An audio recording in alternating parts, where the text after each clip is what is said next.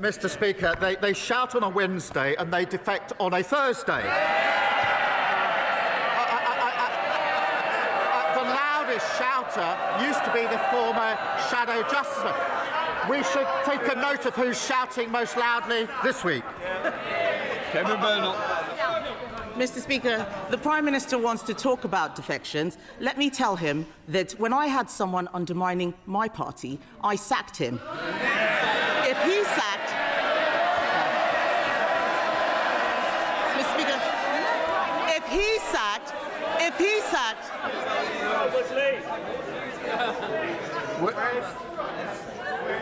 We're going to get through this Prime Minister's questions. I want to hear the Leader of the Opposition and I want to hear the Prime Minister. Those who don't may leave the chamber. Kemi Badenoch. Mr. Speaker, we all know that if he sacked everyone undermining his party, his front bench would be empty. But these questions I'm asking, these questions, but jokes aside, these questions are about our national interest. These questions are about our national interest. We support our armed forces in every possible way. Later today, my party will vote to protect our veterans from unfair prosecution. He is ordering his MPs to vote against them.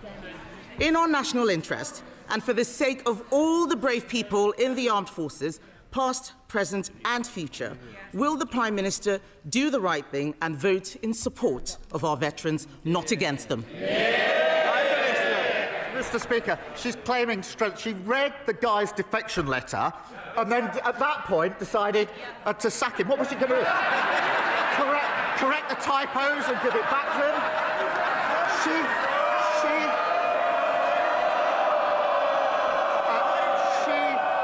She should have sacked him when he made disgraceful comments about faces in Birmingham, and she failed to do so. And she smiles, saying it's a good thing she's cleared out, a good thing there's fewer Tory MPs. The rest of the country agrees with her completely in relation to that. On the question of veterans' protection, under the last government, they passed legislation which was struck down, leaving our veterans utterly exposed. We're putting in place proper measures to protect them. Mr. Speaker, the Prime Minister wants to talk about leadership. Three of his own cabinet ministers told the Times on Saturday that he needed to learn from me.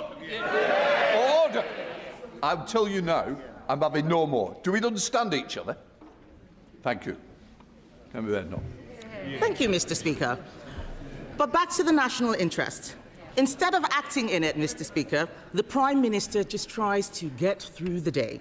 On the Chinese spy hub embassy, he's too weak. On Chagos, he's too weak. On funding for the armed forces, he's too weak. On protecting our veterans from prosecution, he's too weak. Yes. Mr. Speaker, I will support the Prime Minister when he does the right thing. But time after time, this Prime Minister has done the wrong thing for our country. Isn't the truth that he is too weak to stand up for our national interests? Prime Minister. Mr. Speaker, I've spent the week working with our NATO allies to protect our national security and ensure we're having unity in NATO. That's a matter of national importance. She's utterly failed to rise to the occasion and show the solidarity she could have shown in this House. She spent the week trying to hold together what's left of the Tory party. And she says I should learn from her. She has no judgment. Only a week ago, she was saying in relation to Greenland, she shrugged and said it's some second-order issue. Terrible judgment. Then she flip-flopped with 3 different positions in 10 days on Greenland. She said Liz Truss's mini-budget was 100% right. She said last week she was 100% confident there'll be no more defections just before the latest defection. I'm beginning to think her judgment isn't 100% reliable. Mr. Oldham, as Shadow Secretary of Transport, you'll begin the express train and it'll be out of here. I think he may be making himself the next candidate for the Thursday defection because it's oh, maybe it's someone else. Those that shout loudest end up over there. And I thank Reform supporting our recycling moves, because soon they're going to be a party entirely made up of... Order. Prime Minister. Mr Holden, I think you need to leave. No.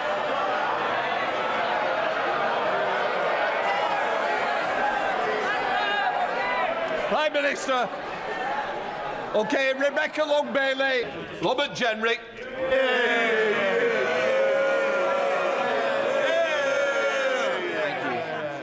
Mr. Speaker, one of the last meetings that I took as Shadow Justice Secretary was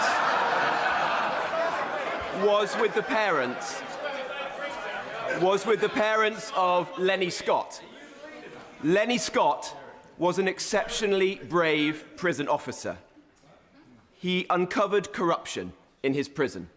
He left the service, and years later he was hunted down and brutally murdered. Because he died after leaving active service, there was never any compensation paid to the children that he left behind. I know the Prime Minister would want to right this wrong. I wrote to the Justice Secretary privately after I discovered this, and I should say his parents never asked for any support. Would the Prime Minister correct this, ensure that this brave man's children have the support that they need as they grow up without the father that they deserved, and join me in thanking all the brave men and women who serve us in our prison service? Prime Minister. Well, I thank him for raising this, and I will make sure that it is looked into as a matter of urgency, given the circumstances he's set out. Fred Thomas. Thank you, Mr. Speaker. I strongly welcome the government's decision to consult on introducing a social media ban for under-16s, something, Mr. Speaker, that the Tories didn't do in office, and they didn't even support until last week. But the average 12-year-old now spends 29 hours a week on a smartphone, whilst more than 500 children a day are being referred to mental health services for anxiety. These stats are not unrelated. Parents, teachers and members across these benches can see the damage that social media is doing to our young, developing minds every single day. Does the Prime Minister agree that the scale of harm demands swift action, and that this consultation must lead to timely decisions? Prime Minister. Mr. Speaker, this is an issue of real concern to parents. As a father of two teenage children, I know just how much concern it is. That is why we will have a consultation to look at expert and international evidence to get this right, and we will respond by the summer. And that includes looking at the question of the age that children can access social media and restriction on addictive features. I'm also concerned, as is the Education Secretary, about the screen time use for those under the age of 5. So we'll look at all of those issues and make sure that Ofsted checks enforcement of bans during schools.